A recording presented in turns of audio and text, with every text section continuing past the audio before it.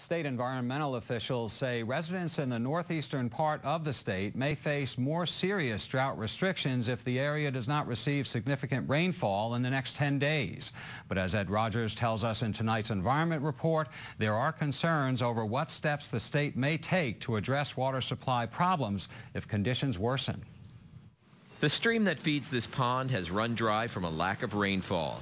Nature is beginning to show signs of stress from the drought. We've seen a decrease in the butterfly population locally because plants are not able to flower out and sustain the nectar that they normally would. Last week, a drought watch was issued for 5 northeastern counties where residents are being asked to voluntarily conserve water. Today, state environmental officials say that reservoir levels continue to drop and that a drought warning is likely in the next week to 10 days unless the area gets significant rainfall. If that happens, the DEP says water supply companies would take more restrictive actions. Telling their customers, cutting back on the water pressure, doing things that will really restrict the use.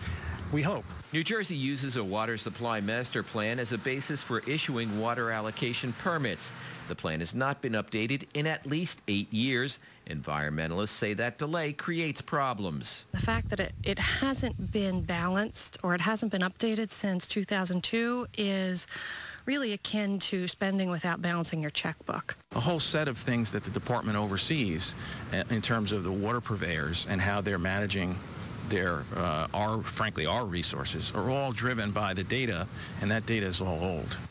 The Christie administration says it's now reviewing the state's entire water resources plan. In the coming months, take a look at all the specifics within the plan, and our goal is by May 1st of next year, in other words, the start of the spring and summer season, to have it completely finished and readopted and renewed, whatever the case may be. State environmental officials say that since the last few droughts, they've made infrastructure improvements and will be better able to move water around the state if conditions get worse. But environmentalists say that has drawbacks. 50% of New Jersey gets some portion of its water from groundwater. So if you're taking that groundwater and pumping it from central New Jersey to North Jersey, then that can leave central New Jersey residents at a deficit. The fish and aquatic life that are reliant upon adequate flow in both our river streams and lakes all suffer when those kind of transfers are made. So I'm not convinced that that's either a good policy or a good solution to the long-run management of water supplies.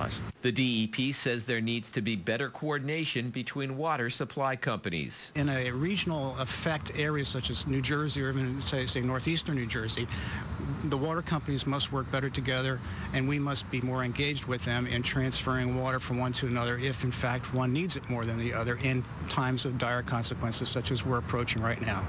Ed Rogers, NJN News, Trenton.